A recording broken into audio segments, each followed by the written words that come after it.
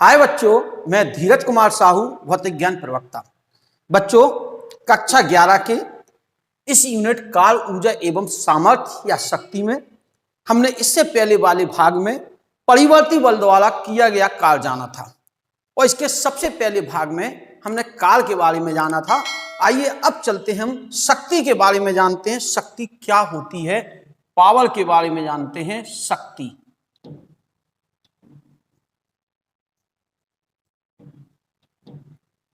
शक्ति क्या है, पावर क्या है, इसको समझते हैं।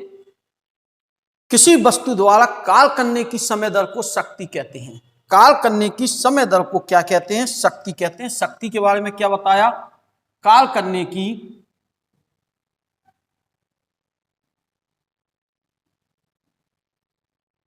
समय दर क्या कहलाती है? शक्ति कहलाती है। शक्ति, पावर की परिभाषा, सामर्थ्य की परिभाषा बात करें तो काल करने की समय दर को क्या कहते हैं? शक्ति कहते हैं। शक्ति को P से प्रदर्शित करते हैं। P बराबर W/T इसका सूत्र होगा। काल करने की समय दर, जब भी समय दर दूरी दर होता तो दूरी का भाग होता, यहाँ समय दर लिखा है तो समय का भाग देंगे, यानी एकांश सेकंड में किया गया काल ही क्या कहलाएगी? शक्ति कहलाएगी। कितने सेकंड में? 1 सेकंड में किया गया काल क्या कहलाएगी? शक्ति कहलाएगी। काल करने की समय दर को शक्ति कहते हैं। शक्ति को हम P से प्रदर्शित करते हैं। जब P से प्रदर्शित किया तो बात आती है इसके अन्य। अगर समय का मान सूक्ष्म हो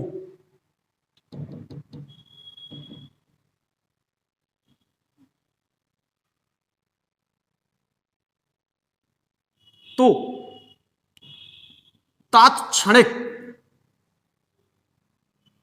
शक्ति मीन्स किसी सूक्ष्म समय में हम बात कर दें तो जो भी मान निकाले जाते हैं, अत्यंत सूक्ष्म समय में मान निकाले जाते हैं, उन्हें हम तात्क्षणिक, तात्कालीन मान कहते हैं, तात्क्षणिक कहते हैं। अगर हमें तात्क्षणिक शक्ति निकालनी होगी तो हम तात्क्षणिक शक्ति बराबर limit delta T tends to 0 delta W/Δt होगा और हम इसी को कहते हैं dW/dt।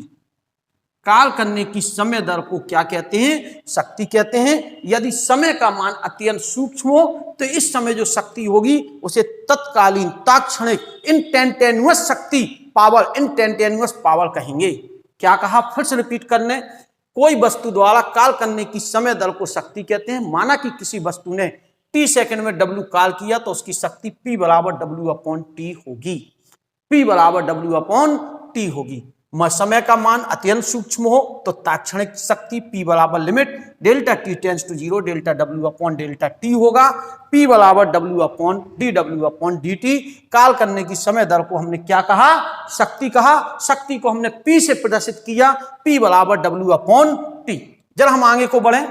शक्ति का जब हमने मान निकाल लिया, चूंकि हम जानते हैं W बराबर F vector dot D vector, काल के बारे में हम जानते हैं काल बराबर बल गुणे विस्थापन को हम क्या कहते हैं? काल। तो जब शक्ति लिखते हैं P बराबर D/dt F vector dot D vector, या हम इसे S भी लिख सकते हैं, 2 D हो रहे हैं, हम इसे S लिख दें तो ज्यादा अच्छा है, S वेक्टर। जहां थोड़ा सा हम बता दें, जहां F क्या है? बल, S क्या है? विस्थापन, फोर्स एंड डिस्प्लेसमेंट। देखिए हमें क्या मिल रहा है? P बराबर D/dt F vector dot S vector, F बाहर आ गया, डॉट DS वेक्टर/dt। हम जानते हैं चूंकि DS वेक्टर/dt बराबर V वेक्टर, क्यों? वेग की परिभाषा है, विस्थापन में परिवर्तन की समय दर को वेग कहते हैं। यह क्या हो गया? वेग हो गया। विस्थापन में परिवर्तन की समय दर को वेग कहते हैं। तो P बराबर F vector dot V vector आया। यह भी शक्ति का सूत्र है, यानी बल वेक्टर तथा वेग वेक्टर का अदिश गुणनफल क्या कहलाती है? शक्ति। बल सदिश राशि है, वेग सदिश राशि है, इन दोनों का गुणा किया, हमें जो राशि मिली वह अदिश है, तो यह अदिश गुणन का उदाहरण है। यह भी अदिश गुणन का उदाहरण है। ध्यान रखेंगे क्या कहा हमने? शक्ति के बारे में बताया, सिंपल सी बात बताई काल करने की समय दल को शक्ति कहते हैं। शक्ति को हम P से प्रदर्शित करते हैं, P बराबर W/T। अगर समय का मान सूक्ष्म है तो हम इसे ऐसे लिख सकते हैं, ये लिखा, चूंकि W बराबर F/S रख दिया, इसको हमने B, ठीक है। हम इसको और आगे बढ़ाएं, P बराबर FV cos थीटा भी लिख सकते हैं, जहां थीटा क्या होगा, F वेक्टर व V वेक्टर के बीच का कोण है। F वेक्टर व V वेक्टर के बीच का कोण। अब बात करें हम इसके मात्रक की। चलिए मात्रक जाने। SI पद्धति या MKS पद्धति में इसका मात्रक जूल पर सेकंड, जूल पर सेकंड या क्या होता है, वाट होता है। इसका मात्रक जूल पर सेकंड या क्या होता है, वाट होता है। अब हम CGS पद्धति में बात करें, CGS जूल की जगह क्या आ जाएगा, अर्ग। यहां पे ये क्या था, जूल, नीचे क्या था, प्रति सेकंड, ठीक है, अर्ग पर सेकंड आ जाएगा ये। इसका मात्रक क्या होगा CGS पद्धति में, अर्ग पर।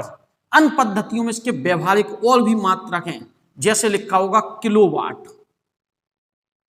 1 किलोवाट बराबर 1000 वाट होगा, ध्यान रखेंगे। 1 किलो, किलो मीन्स वैसे भी हम जानते हैं 10⁻³ होता है, तो 1 किलोवाट बराबर 1000 वाट होगा, तो 1 किलोवाट बराबर 1000 वाट। 1 मेगावाट लिखा होगा, मेगा मीन्स मिलियन, 10⁶ वाट। एक और मात्रक है 1 HP, अश्व शक्ति कहते हैं इसे हम, क्या कहते हैं, अश्व शक्ति। इंजीनियरिंग मात्रक है, इंजीनियरिंग में प्रयोग किया जाता है। मशीन लेने जाओगे या मोटर पानी की लेने जाओगे, HP में ही कितने हॉर्स पावर की है, कितनी हॉर्स पावर की है, कितने हॉर्स पावर, 1 हॉर्स पावर बराबर होता है 746 वाट। 1 हॉर्स पावर कितना होगा, 746 वाट। तो इस प्रकार से इस शक्ति का मात्रक होगा।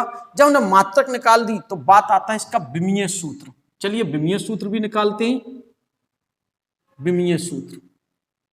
चलिए W काल का विमीय सूत्र, P का विमीय सूत्र, काल का ml² T⁻⁻²। समय का क्या हो गया, T, सॉल्व कर दो, क्या बन गया, ml² T⁻⁻3।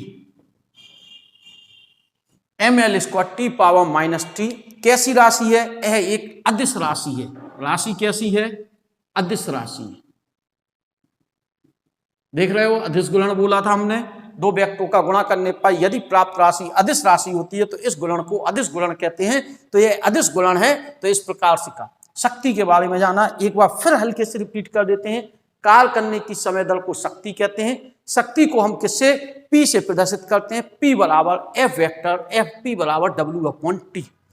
अगर समय का मान सूक्ष्म हो तो हम इसे ऐसे लिख सकते हैं, W बराबर FS लिखा हमने, क्योंकि हम जानते हैं W बराबर F/S, रख दो, F बाहर ले लिया, P।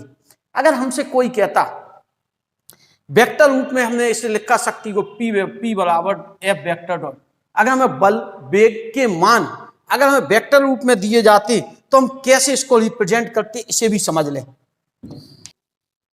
F वेक्टर दिया, F वेक्टर बराबर Fx i cap plus Fy j cap plus Fz k cap.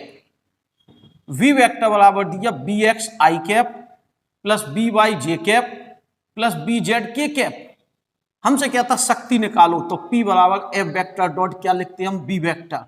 इसका मान क्या हो गया, Fx i cap plus Fy j cap plus Fz k cap dot Bx i cap plus By j cap plus Bz k cap.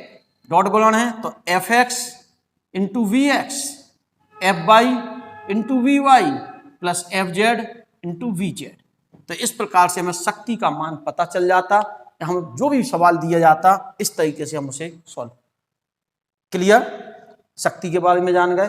मात्रक joule पर second या वाट होता है, CGS में अर्ग पर सेकंड, अन्य मात्रक kilowatt, megawatt, HP, horse power, अश्व शक्ति कहते हैं जिसे।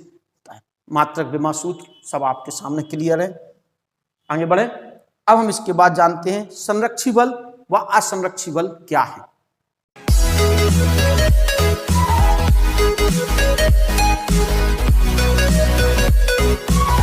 है।